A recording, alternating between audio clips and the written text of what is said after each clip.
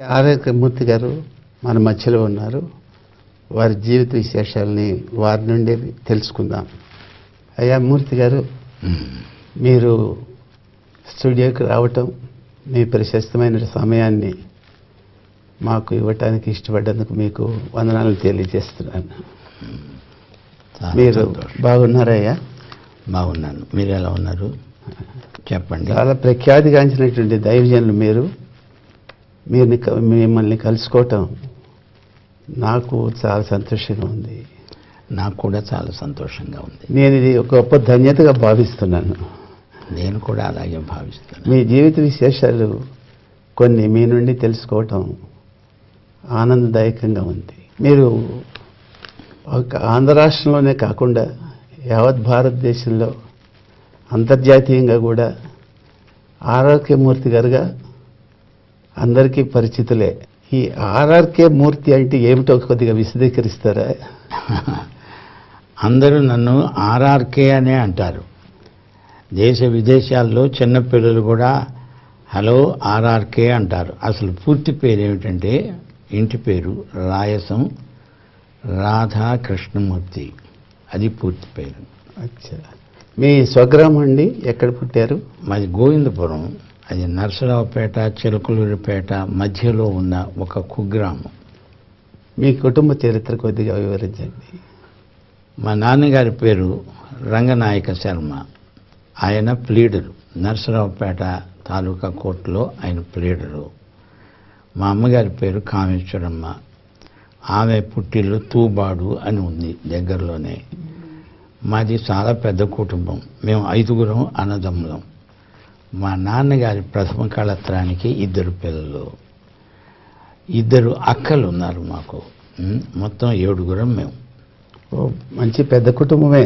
అయితే మరి మీ విద్యాభ్యాసము బాల్యం అంతా ఎక్కడ గడిచింది? హై స్కూల్ అంతా నరసరావుపేటలోనే చదువుకున్నాను. ఆ తరువాత మరి హైదరాబాదుకు రావాల్సి వచ్చింది కొన్ని పరిస్థితులను బట్టి. అక్కడేమో మరి ఇంటర్మీడియట్ అక్కడ చదివాను. ఆ తరువాత ఇక గ్రాడ్యుయేషన్ పూర్తి చేశాను. ఈ మధ్యలో చాలా విషయాలు జరిగాయి. మీరు అడిగితే నేను చెప్తాను. మీరు మీ నాన్నగారి పేరు రంగనాయక శర్మ అంటున్నారు, మీ తల్లిగారి పేరు కామేశ్వరమ్మ గారు అంటున్నారు.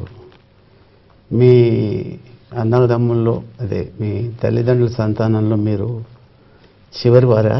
అవును, కనిష్ఠుణ్ణి, కడగొట్టువాణ్ణి. అంటే చెడగొట్టువాణ్ణి కూడా అయ్యాను అనుకోండి. చెడగొట్టువారు అయ్యారేమో కానీ, కనిష్ఠుడు అయ్యారేమో కానీ, నిష్ట కలిగినటువంటి కుటుంబంలో నుంచి వచ్చినట్లుగా కనపడుతోంది. అవును, మా అమ్మగారు కానీ నాన్నగారు కానీ చాలా నిష్ఠగల శ్రోత్రియ బ్రాహ్మణులు. మా అమ్మగారు అయితే సంవత్సరం పొడుగుత నోములు వ్రతాలు. అలాంటి వాతావరణంలో పెరిగాను నేను. అలాంటి కుటుంబంలో నుంచి వచ్చిన మీరు మంచి విద్యను అభ్యసించారు. ఆ తల్లిదండ్రులకి మాత్రమే కాకుండా మీ అన్నదమ్ములందరూ కూడా చాలా ప్రేమతో పెంచారన్నట్లుగా విషిదమవుతోంది మీ మాటల్ని బట్టి. అలాంటి ముద్దుబిడ్డ అయినటువంటి మీరు నిష్ఠాగరిష్టమైనటువంటి బ్రాహ్మణ కుటుంబంలో నుంచి క్రీస్తు ప్రభువుని ఎలాగ అంగీకరించడం జరిగింది? అది ఒక గొప్ప కథ. నేను ఇంటర్మీడియట్ చదువుకుంటూ ఉండగా మధ్యలో జబ్బు చేసింది. అందుకని చదువుకు అంతరాయం కలిగింది. అయితే ముందు టైఫాయిడ్ జ్వరం అన్నారు, తర్వాత టీబీ అన్నారు. అందుచేత చదువుకు అంతరాయం కలిగింది. అప్పుడు నేను కాకినాడకి వెళ్ళాను. కాకినాడలో మా అన్నయ్య గారు, అంటే మా 4వ అన్నయ్య, ఆయన పేరు కళ్యాణ రామ్మూర్తి. ఆయన ఫారెస్ట్ డిపార్ట్మెంట్లో ఉద్యోగం చేస్తున్నారు. నేను విశ్రాంతికని అక్కడికి వెళ్ళాను. అక్కడికి వెళితే మా అన్నయ్య గారి స్నేహితుడు, ఆయన పేరు సూత్రాల శేషగిరిరావు. ఆయన మిషనలకు తెలుగు భాష నేర్పేవాడు. ఆయన మా అన్నయ్య గారి ఫ్రెండ్. ఒకరోజు వచ్చి నా గురించి అడిగాడు. నేను ఊరికనే ఇంట్లో ఉంటున్నానంటే, ఏదో టెంపరీగా నాకు అసిస్టెంట్ టీచర్గా దొరలకు తెలుగు నేర్పడానికి సహాయపడదు కానీ రమ్మని అడిగితే మా అన్నయ్య సరేనన్నాడు. అందుచేత మొట్టమొదటిసారి దొరలతో క్రైస్తవ మిషనరీ దొరలతో నాకు పరిచయం అయింది. ఆ పరిచయం కేవలం వారికి తెలుగు నేర్పడం వరకు మాత్రమే ఆ రోజున.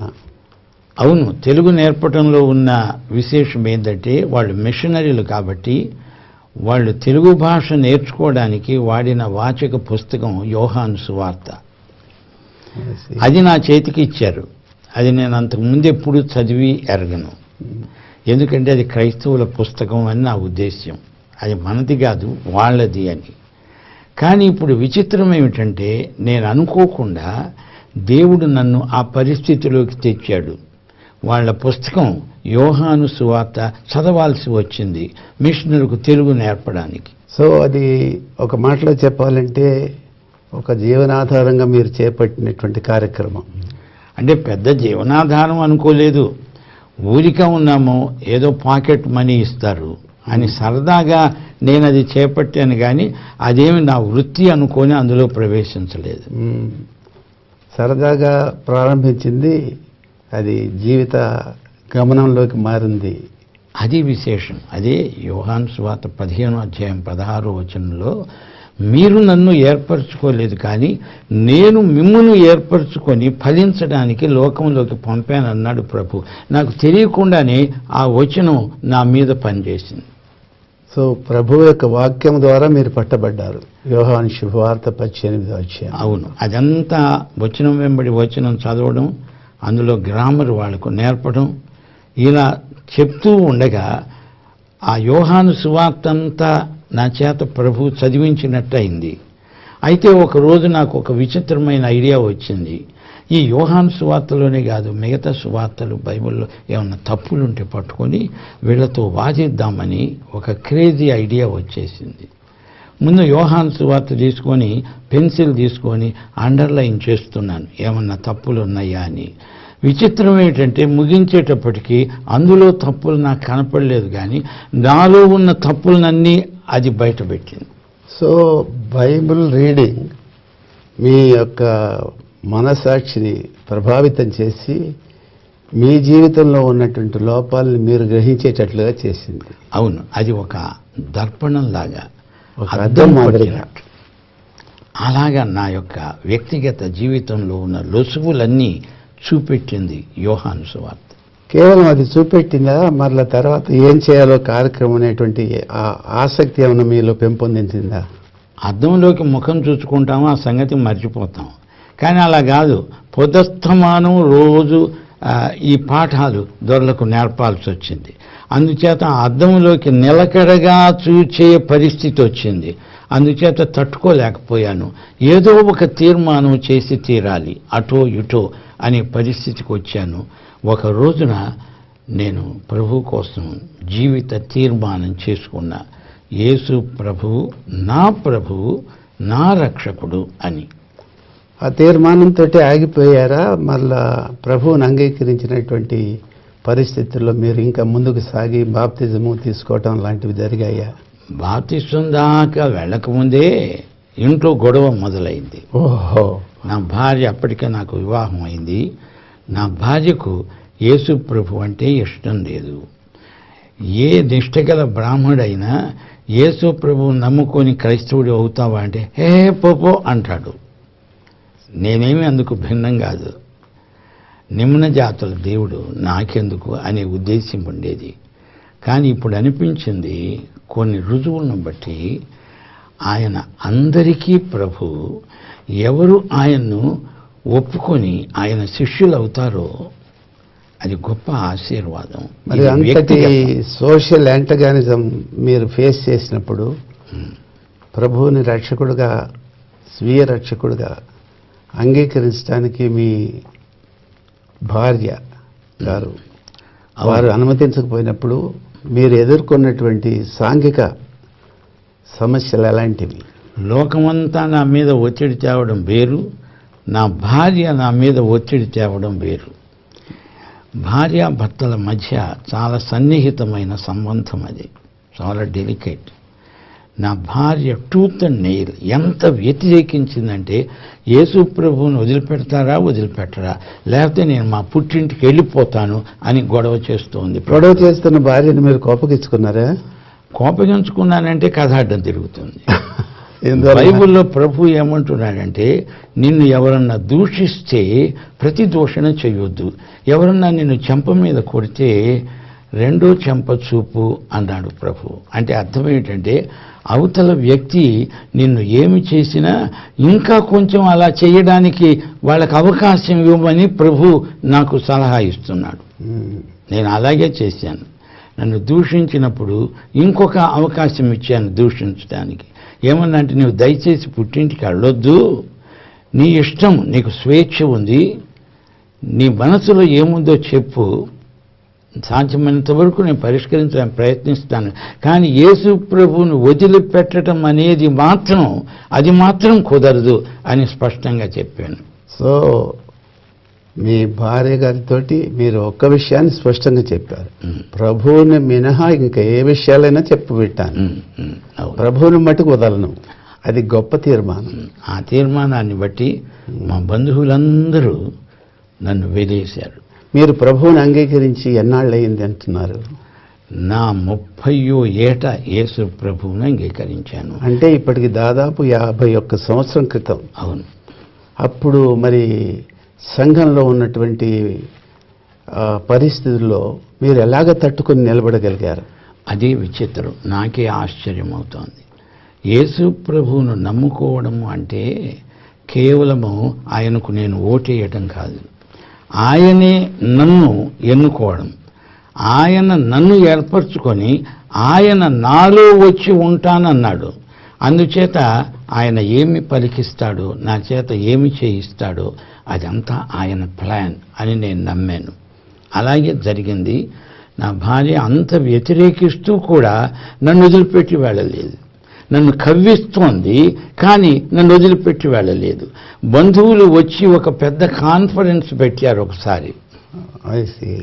అందులో వాళ్ళు అన్నది ఏంటంటే, నీకేం కావాలో అడుగు, ఏదైనా ఇస్తాం, డబ్బు కావాలా, ఏం కావాలి, కానీ నువ్వు యేసు ప్రభువును వదిలిపెట్టు అంటే నేనన్నాను, వడ్ల గింజను దంచితే బియ్యపు గింజ అవుతుంది, మళ్ళీ బియ్యపు గింజ వడ్ల గింజ అవుతుందా, అది కుదరదు అన్నా.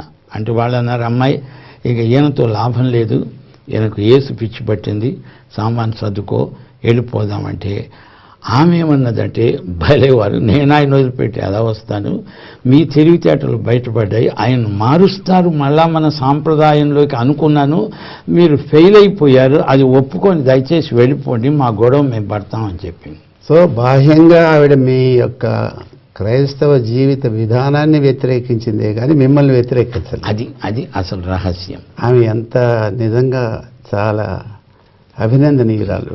ఎంత ప్రయత్నించినా సాధ్యపడలేదు. చివరికి ఆమె చేతులు ఎత్తేసింది. ఇక నేను యేసు ప్రభువుని నమ్ముకుంటున్నాను, నన్ను క్షమించండి, మిమ్మల్ని చాలా వ్యతిరేకించాను, మన సాంప్రదాయాలన్నా సంస్కృతి అన్నా నాకు అంత ఇష్టం, కానీ ఇప్పుడు ఏమనిపిస్తోందంటే, మీరు నమ్ముకున్న దేవుడు, మీరు నా భర్త కాబట్టి ఆయన నాకు కూడా దేవుడు, ప్రైజ్లో మీరు ఎలా నమ్ముకున్నారో చూస్తే నాకు ఆశ్చర్యం అవుతోంది.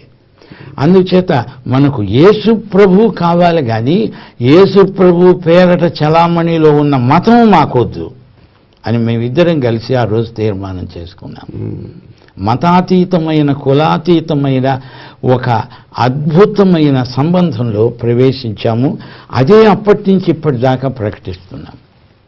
యేసు ప్రభు అనేటువంటిది మతం కాదు, ఒక మార్గం అనేటువంటి కాన్సెప్ట్ మీ హృదయంలో నిండిపోయింది. దాన్ని సహోదరి అన్నివ్వండి, వారి జీవితంలో కూడా మీరు గట్టిగా ముద్రించగలిగారు, మీ కుటుంబం కట్టబడింది ప్రభు చేత. అప్పటి నుంచి ఆమె నాకు ఎంత మంచి భార్య అయిందంటే, వ్యతిరేకత అనేది బుద్ధిగా లేదు. చాలా సంతోషం. నేను ఏది చెప్పినా అలాగేనండి అనడం.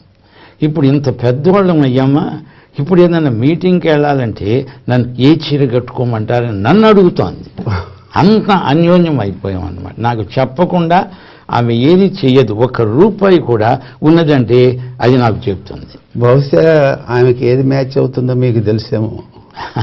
అది దేవుని ఏర్పాటు.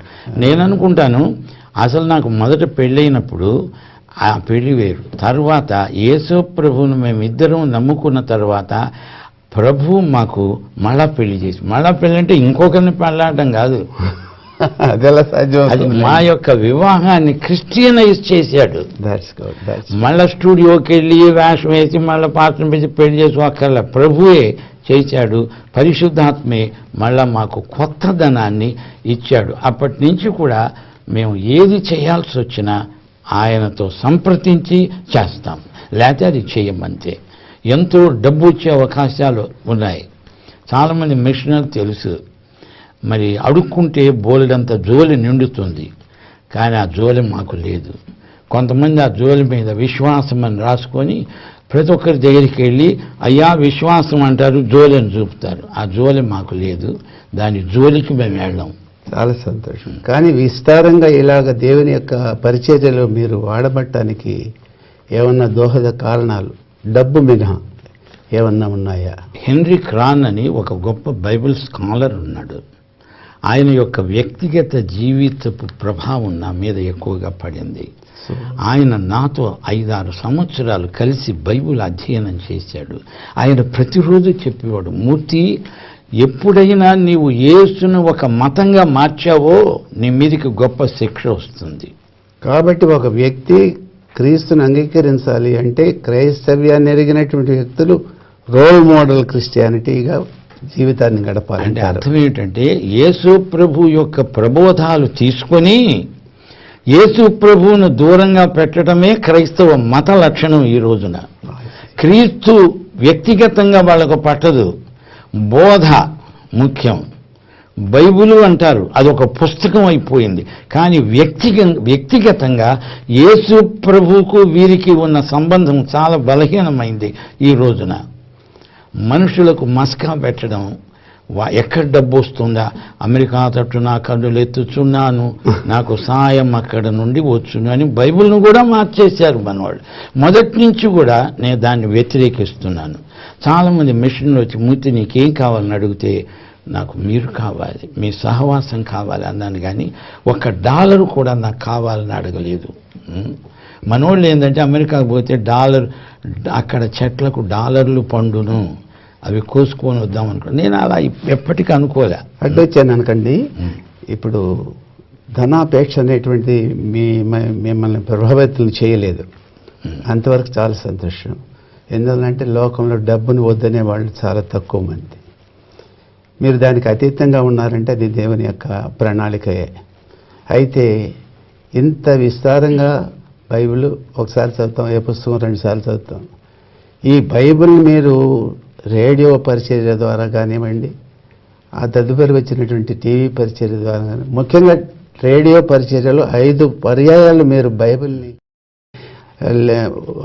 వర్డ్ బై వర్డ్ మీరు చెప్పారని జగద్విదితమైన సత్యం. అది ఎందుకు అన్నిసార్లు చెప్పాల్సి వచ్చిందో దేవుని యొక్క మహాకృప అది.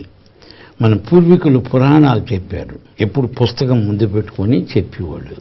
కానీ దేవుడు నాకు ఇచ్చిన ప్రత్యక్షం ఏమిటంటే దేవుని యొక్క విధానము ఓరల్ టీచింగ్, అంతేగాని బుక్కిష్ టీచింగ్ కాదు.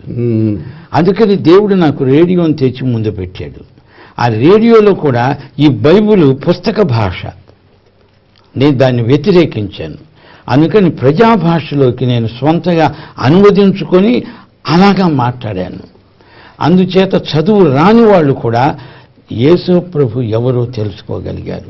అందుచేత నా యొక్క జీవితం అంతా కూడా పుస్తక భాషనే మాట్లాడను. ప్రజల కోసం ఆయన వచ్చాడు, కానీ అందులో గొప్ప ధనికుల కోసం, గొప్ప పండితుల కోసం రాలేదు. యేసు ప్రభు వడ్రంగి పనిచేశాడు. ఆలోచించండి, వాళ్ళు అర్థం చేసుకోవాలి. ఈ రోజున బైబిల్ పాండిత్యంతో మన వాళ్ళ బుర్రలు వ్యాకోచిస్తున్నాయి. మాట్లాడితే 1 పేతురు 2వ అధ్యాయం అనగానే ఎవడో వచ్చి 1 పేతురు 2వ పేతురుకి ఏమవుతాడు రా అని అడుగుతున్నాడు. ఇలాంటి గందరగోళంలో దేవుడు నన్ను ప్రత్యేకంగా నిలవపెట్టాడు. So God wanted you to take you to the root of the society. అదండి, అది basic root of the society. And even uneducated Tamil person also can understand the gospel. అది ప్రభు ఉద్దేశం. అందరూ కూడా చదవాలి అంటే గవర్నమెంట్ వాళ్ళు వయోజన విద్యా క్లాసులు పెడతారు. అది కాదు మన పని. అందరూ చదవాలని కాదు ప్రశ్న, అందరూ యేసు ప్రభువు నమ్మాలి అని. యేసు ప్రభువును నమ్మడానికి చదవాలి అని ఎక్కడుంది? వినుట చేత విశ్వాసము కలుగుననుందా, చదువుట చేత విశ్వాసము కలుగుననుందా? వినాలి అంటే మనం చెప్పాలి, తల్లులు చెప్పాలి, పిల్లలు వినాలి, ఉగ్గు పాలతో రంగరించిపోయాలి. అది నా యొక్క ధ్యేయం, దేవుడు నాకు ఇచ్చిన దర్శనం. ఆ దర్శనాన్ని మీరు సంపూర్ణంగా నిర్వర్తించారు అని నేను నమ్ముతున్నాను.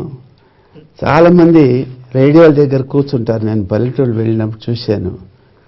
అంటే టీవీలు ఇప్పుడు వచ్చాయనుకోండి, అంతకు ముందు కూడా రేడియోల దగ్గర కూర్చొని పలికేవాళ్ళు కాదు. ఏమిటి కథ అని అడిగితే మూర్తయ్య గారి వర్తమానం వస్తుందయ్యా అనేవాళ్ళు. వాళ్ళు రేడియోలకు హత్తుకుపోయారు, ఈ రోజున టీవీకి హత్తుకుపోయారు. ఇక భవిష్యత్తులో కూడా మిమ్మల్ని వాళ్ళు మర్చిపోయేటువంటి సమస్య లేదు. ఇందులో నా మెరిట్ ఏమీ లేదు. దేవుడు నన్ను అలా పట్టుకున్నాడు. ఒక సాంప్రదాయిక బ్రాహ్మణ కుటుంబంలో పుట్టిన నాకు ఈ క్రైస్తవ మతానికి సంబంధం ఏమిటి? ఊరి బయట ఉన్నవాళ్ళు అని అనుకున్నాము. కానీ ప్రభువు నాకు చూపింది ఏమిటంటే తప్పది. యేసు అందరి కోసం, యేసు అందరికీ ప్రభు. అందుచేత మీరు యేసు ప్రభువును మతంగా మారుస్తున్నారు. ఆయన యొక్క సమృద్ధి జీవాన్ని, ఆయన యొక్క అద్భుతమైన కృపను పొందడానికి ప్రతి ఒక్కడు అర్హుడే. మరి మీరు సువార్త ప్రసంగాలు కానివ్వండి, విశేషంగా బహిరంగ సభలు కానివ్వండి, విస్తారంగా almost all over India, not only in India, America and so many other countries మీరు విజిట్ చేసినట్లుగా మీరు ఆయా సమయాల్లో చెప్తుండగా విన్నాను నేను. అయితే చాలా విస్తారంగా పాటలు కూడా రాశారు మీరు. మీలో మీ వంశంలో కవి హృదయం కలిగినటువంటి వారు ఉన్నారా, లేక మీకు సంగీతం మీద ఏమన్నా కమాండ్ ఉంది? మా ఇంట్లో అందరూ కవులే. మా నాన్నగారి కవి, మా నాన్నగారి బ్రదర్స్ కవులు, అందరూ కవులే. చిన్నప్పటి నుంచి కవిత్వాలు చెప్తుండేవాళ్ళు. అది నాకు వచ్చింది, అది ఇన్హెరిట్ అయిందన్నమాట. అదొకటి. అలాగే భగవద్గీత మా ఇంట్లో నిత్య పారాయణం జరిగేది. అందుచేత నేను ప్రత్యేకంగా నేర్చుకోకపోయినా భగవద్గీత 18 అధ్యాయాలు నాకు వచ్చు. That's good. ఎందుకంటే మా అమ్మగారు పొద్దస్తమానం శ్లోకాలు చదువుతూనే ఉండేది. అది బ్రాహ్మణ కుటుంబాల్లో సహజం. అందుచేత అవన్నీ వచ్చాయి. మనోళ్ళు ఏందో అందులో క్రీస్తున్నాడు, ఇందులో క్రీస్తున్నాడని. That's what I am going to ask you. Let me ask you. వేదాల్లో క్రీస్తున్నాడు అని ఎంత ఇప్పుడు అదొక పెద్ద స్లోగాన్గా తయారైంది. Is it not deceptive? వేదాల్లో క్రీస్తున్నాడు, అక్కడున్నాడు, ఇక్కడున్నాడు అంటే నమ్మొద్దని ప్రభువే చెప్పాడు. మనిషి కుమారుడు ఎక్కడున్నాడంటే అడుగుడుగు అక్కడున్నాడు, ఇక్కడున్నాడు. అలా కాదు. యేసు ఎక్కడున్నాడు అని అడగొద్దు. నీవు ఆయనకు ఛాన్స్ ఇస్తే నీలోనే ఉంటాడు. ఏమి లేదు, open the door of your heart. ప్రభు వస్తావా అని అడుగు, వచ్చేస్తాడు. సూర్యోదయం అయింది, కిటికీ తలుపు తెరువు. నీ బెడ్ పక్కనే కిటికీ తలుపు ఉంది. ఆ తలుపు తెరవగానే సూర్యకిరణాలు లోపలికి దూసుకొస్తాయి. అలాగే యేసు ప్రభు కూడా ప్రతి ఒక్కరి హృదయంలోకి వచ్చి నివాసం ఉండే దేవుడు. కానీ గుళ్ళు కట్టించుకొని భజనలు చేయమని చెక్క భజనల దేవుడు కాదు యేసు ప్రభు. కాబట్టి మన హృదయాన్ని ఇవ్వాలి దేవుడికి. అది హృదయాన్ని ఇవ్వక ముందు కొంచెం తేడా ఉంది. మన హృదయం డర్టీ హృదయం. ముందు ఆయన రక్తం చేత కడుక్కొని అప్పుడు ప్రభు రా స్వాగతం అనాలి. అంతేగాని అడ్డగోలుగా నీ హృదయము ప్రభుకిమ్ము అని పాట పాడతారు బోధకులు. ఆ హృదయం ఒక పెద్ద సెప్టిక్ ట్యాంక్ లాంటిది, దరిద్రపు కంపు. ఈ మధ్య గోడల మీద రాస్తుంటారు చూడండి, నిండినదా అని. బాగానే నిండున్నాయి ఇవి. అంత క్లీన్ చేసుకొని అందులోకి యేసు ప్రభువును రమ్మంటే అది అందరికీ ఆశీర్వాదం. మీ జీవితంలో 81 సంవత్సర వసంతాలు నిండాయి. ఇంకా ఇంకా ఇంకా ఎన్నో నూతన వసంతాలు నిండాలని నేను కోరుకుంటున్నాను. మీ జీవితం యొక్క పరమ లక్ష్యం ఏంటి? అంతిమ గోల్, డెస్టినీ? నా జీవితంలోని చిట్ట చివరి మినిట్ వరకు యేసు ప్రభు శిలువ మీద చనిపోతూ కూడా సువార్త చెప్పాడు. నా కోరిక ఏమిటంటే అలాగే నేను ప్రభు దగ్గరికి వెళ్ళిపోయే మినిట్లో కూడా సువార్త చెప్తూ ప్రభు దగ్గరికి వెళ్ళిపోతే నా ఆశ ఏమిటంటే ప్రభు నన్ను మెచ్చుకుంటాడు. You want to die on the platform. అంతే అంతే. What a great decision. వాక్యం చెప్తూ I really congratulate you, sir. హనోకు దేవునితో నడిచాడు, లేకపోయాడు, లేడు, అంతే. అయ్యా, మీకు చివరిగా ఒక ప్రశ్న వేస్తున్నాను. దయచేసి ఇంత 51 సంవత్సరాల క్రైస్తవ జీవిత మార్గంలో మీరు ప్రయాణం చేశారు. ఆటంకాలు ఎదురయ్యాయి, సమస్యలు ఎదురయ్యాయి, సాంఘిక బహిష్కరణ ఎదురయ్యింది. ఇప్పుడు మీరు భవిష్యత్తు తరానికి, నవ క్రైస్తవ తరానికి అందాం పోనీ, దేశానికి, క్రైస్తవులకు, విశ్వాసులకు, ఈ తరం వారికి మీరు ఇచ్చేటువంటి సందేశం ఏమిటి? ఈ తరం వారికి దావీదు మహారాజు తన తరం వారికి నమ్మకమైన సేవ చేసినట్టు ఈ తరానికి నా జీవితంలో లాస్ట్ మినిట్ వరకు కూడా టీవీ మెసేజెస్ ఇచ్చేసి వెళ్ళిపోతాను. సో మీరు టీవీగా ప్రభుతో సాగిపోవాలి. ఒకసారి అదే జోక్గా అన్నాను, యేసుతో టీవీలోకి పోదమ్మా అంటే, అది కాదయ్యా యేసుతో టీవీగా కాదు, యేసుతో టీవీలోకి పోదమ్మా అన్నాను. అంటే దేవుడు నా జోకునే ఒక ప్రవచనం కింద ఎంచి దాన్ని నెరవేర్చారు. మీ నోటి వెంబడి జోక్ వచ్చినా అది ప్రవచనమే, అందులో ఏం సందేహం లేదు. కొంతమందికి నా జోకులు పోకుల్లాగుంటాయి. ఉండాలి కదా, పోకులాగా ఉండకపోతే తెలియదు. ఇంట్రావెనస్ ఇంజెక్షన్ జరగకపోతే రోగం తగ్గదు.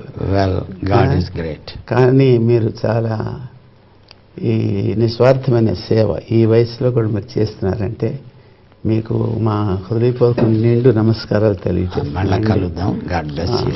వి really enjoyed this interview. God bless you. అయ్యా, మిమ్మల్ని కలుసుకున్నాం, చాలా సంతోషం. మీరు మా హృదయాలకు కావాల్సిన విషయాలను చాలా విశదంగా చెప్పారు. నన్ను గురించి, ఆరాధన ప్రేక్షకుల గురించి మీరు ప్రార్థించవలసిందిగా మనవి చేస్తున్నాను. చాలా సంతోషం. ఎంత గొప్ప అవకాశం దేవుడు మనకిచ్చాడు. నేను అనుకుంటాను ఇట్స్ ఎ టైమ్లీ నీడ్. ఈ ఆరాధన టీవీ కార్యక్రమాలు ఈ తరాన్ని పూర్తిగా మార్చేస్తాయని నా నమ్మకం ఉంది. చాలా సంతోషం అయ్యా, మీరు ఈ కార్యక్రమానికి రావటం కాకుండా ఇంత మీ విలువైన సమయాన్ని మా అందరి కొరకు మీరు వెచ్చించారు. ఆధ్యాత్మిక విప్లవ వీరులను ఈ యువతరంలో లేపాలని నా ఆశ. మీరంతా ప్రార్థనలో నాతో ఏకీభవించండి, ప్రార్థన చేసుకున్నారు. కృపాసత్య సంపూర్ణుడా, మా పరమ తండ్రి, మహిమగల రాజా, ఎంత గొప్ప దేవుడవయ్యా. ఈ తరానికి ఏ విధంగా సువార్త ప్రకటించాలో అలాంటి ప్రకటన సాధనాలు మీరు అనుగ్రహిస్తున్నారు. ఆరాధన టీవీ అలాంటి గొప్ప అద్భుతమైన ఈవి మీరు ఈ తరానికి అనుగ్రహించారు. మా తెలుగు ప్రజలందరూ ప్రభు అయిన యేసుక్రీస్తుకు సన్నిహితం కావడమే కాదు, క్రీస్తులోకి రావడానికి ఈ సందేశాలు దోహదపడాలని ఈ రోజున ఈ ఇంటర్వ్యూలో కూడా ప్రభువా, మీరు నా హృదయంలో ఉంచిన వేదన, నా యొక్క దర్శనము, నీవు మా ముందు ఉంచిన భవిత యొక్క ఛాలెంజ్, వీటన్నిటినీ ప్రజలు నీ వద్ద నుండి వచ్చినట్లు గ్రహిస్తారని, నీకు నమ్మకంగా తమ యొక్క జీవితాలను సమర్పించుకొని సేవ చేస్తారని యేసు నామమున ప్రార్థన చేస్తున్నాను తండ్రి. ఆమేన్.